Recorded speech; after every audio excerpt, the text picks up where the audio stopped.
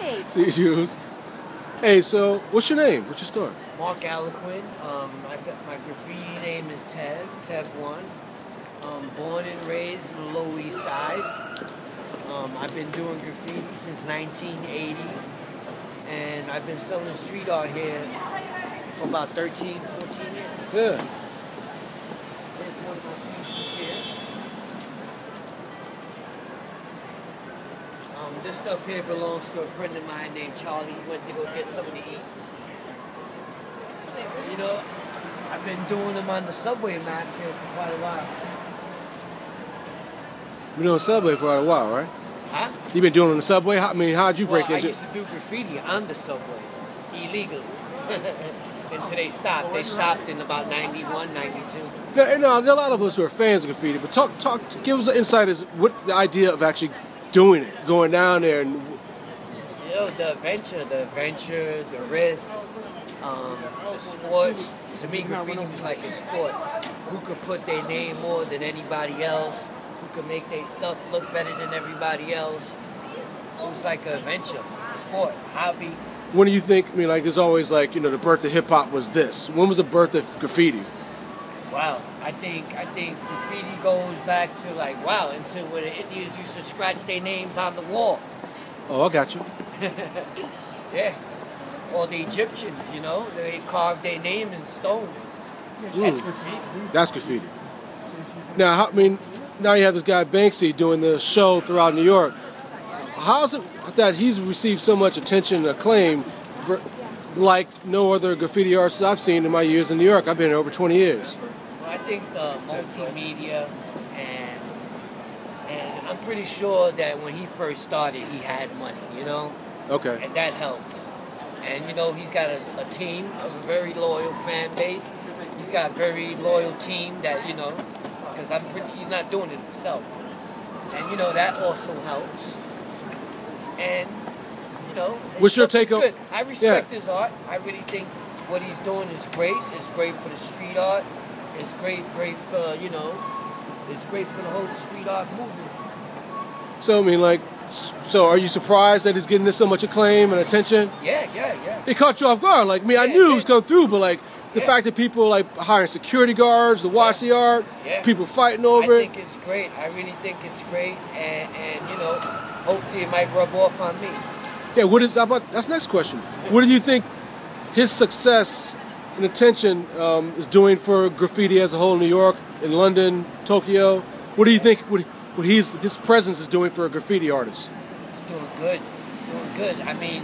He sells his pieces for $200,000, where I sell one of my pieces for $200.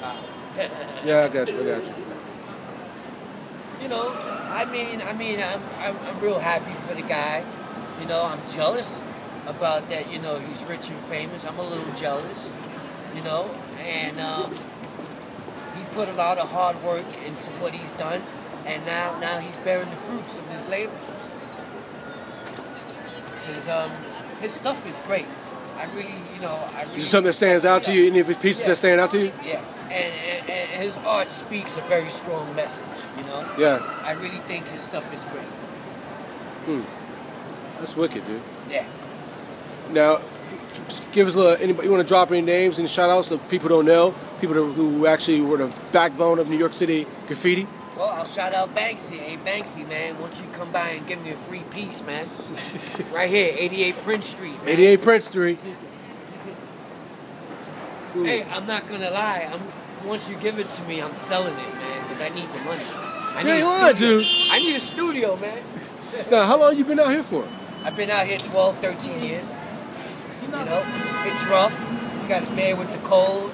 You got to bear with the cops. Summonses, tickets. I've even been to jail for selling my art here. That's kind of weird, ain't it? And, it is what it is, Starving artists, man.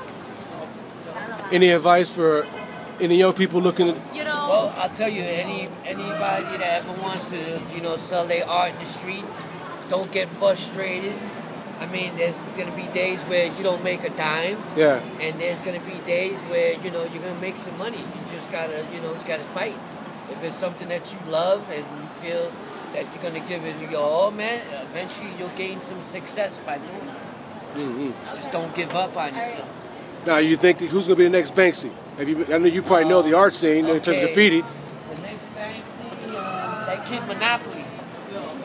I think that kid Monopoly is great.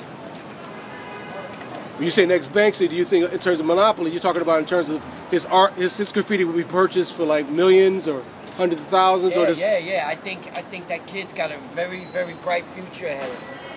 And I wish him success too. Where's he from? New York? I'm not sure. I never met the kid. Yeah. And I don't know his nationality and background. But, you know, I like his work. He's a very young kid, very talented. Yeah. And, like I said, I mean, I wish him a lot of success. And last question, graffiti. What does it mean to you, man? Well, to me, graffiti speaks a message of poverty,